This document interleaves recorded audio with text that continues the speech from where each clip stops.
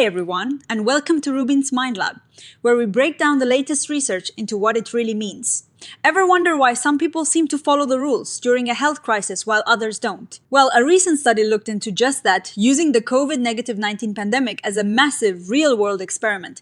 Imagine trying to figure out what made people worldwide actually listen to advice like washing their hands, wearing masks, or getting vaccinated. It's a huge question when you are dealing with so many different cultures and ways of living, right? The researchers were super curious about the invisible stuff that drives our behavior, things like our personality and how much we trust others. They wanted to know if being a certain type of person or trusting certain groups could predict whether people were more likely to stick to the rules designed to keep everyone safe.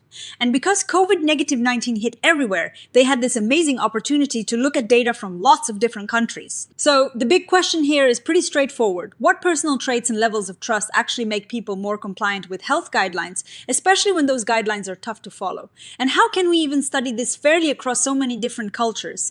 That is where the really interesting science comes in. Now, analyzing data from different countries is tricky. Think about it, a survey might be translated into 20 different languages.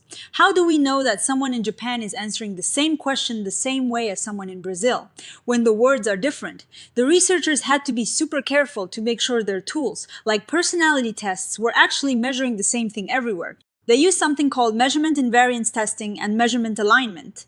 Basically, they checked to make sure the way people answered the questions was consistent across all the different countries and languages. If a test isn't measuring the same thing for everyone, then any results you get from it could be totally misleading. It's like trying to compare apples and oranges and calling them the same fruit. Then, they moved on to the really cool part, figuring out which factors actually predicted people's behavior.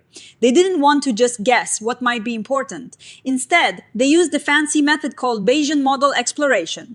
This is like a super smart data detective that looks at all the possible combinations of personality traits and trust levels and figures out which group of factors best explains why people complied with the rules. It is like having a computer sift through endless possibilities to find the most truthful story the data can tell. They really focused on psychological traits like the big 5 personality traits: openness, conscientiousness, extroversion, agreeableness, and neuroticism. These aren't things you can just measure with a ruler. They're underlying personality styles that are estimated from how people answer a bunch of questions about themselves. And they also looked at trust in different institutions like the government, the health system, and even the scientific community. A key challenge they had to tackle was that the data wasn't just a big pile of individual answers. It was also grouped by country. So, people within the same country might be more similar to each other than people from different countries.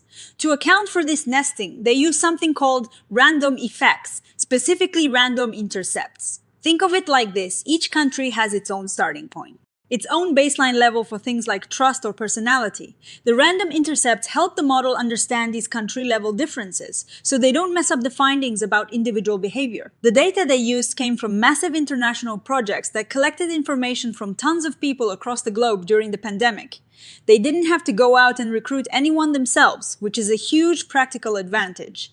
This means the findings have the potential to be really widely applicable. They found that sometimes, even after translation, the personality tests weren't measuring things quite the same way everywhere. For instance, the big 5 personality traits didn't show the same measurement across all 29 countries they looked at. This is where measurement alignment became super important. It is a more advanced technique to adjust for these differences. Making sure the comparisons between countries are fair and accurate, it is like fine-tuning the measuring tape. So everyone is measuring in the same way. The Bayesian model exploration was really powerful because it didn't just give a simple yes or no answer.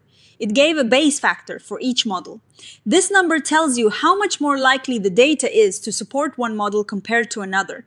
The higher the base factor, the stronger the evidence for that particular combination of predictors. They could then pick the model with the highest base factor as the best explanation for why people complied with health measures. So, what did they actually find? Well, it turns out personality matters. For example, in one of their studies, when looking at what predicted overall compliance with COVID-19 measures, the best model included all 5 of the big 5 personality traits. This suggests that your personality makeup really plays a role in how you respond to public health recommendations. And trust was also a huge factor.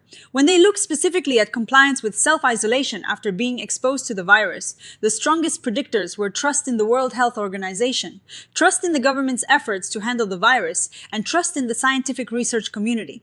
This really highlights how important it is for these institutions to be seen as credible and trustworthy. Now, doing this kind of sophisticated analysis isn't easy. The researchers emphasize that having strong programming skills, particularly with software like R, is essential. Traditional statistical software often isn't flexible enough for these complex calculations. They also mentioned that these analyses can be very demanding on computer power and take a long time to run. Especially when you are exploring tons of possible models, they even use the technique called multiprocessing, which is like having multiple computers work on the problem at the same time to speed things up. And of course, no complex analysis is without its hiccups. They talked about encountering unexpected errors and warnings that required a lot of troubleshooting and understanding of how the programs work. It is a reminder that even with powerful tools, there is still a human element of problem solving involved. Despite these challenges, the study was a success. They were able to use these advanced methods to get meaningful insights into what drives compliance. It is a testament to the power of looking at data from a global perspective and using sophisticated statistical techniques to uncover hidden patterns. For me, the biggest takeaway from this research is the importance of approaching cross-cultural studies with extreme care regarding how we measure things. If a study finds that certain personality traits predict behavior, but the personality test wasn't even measuring the same thing in different countries, then those findings are essentially flawed. This paper really highlights how crucial it is to build a strong, reliable foundation before even attempting to answer the main research questions. The study also shows us the power of data-driven exploration. Instead of just testing one specific idea, these methods allow researchers to let the data speak for itself and discover relationships that might not have been predicted.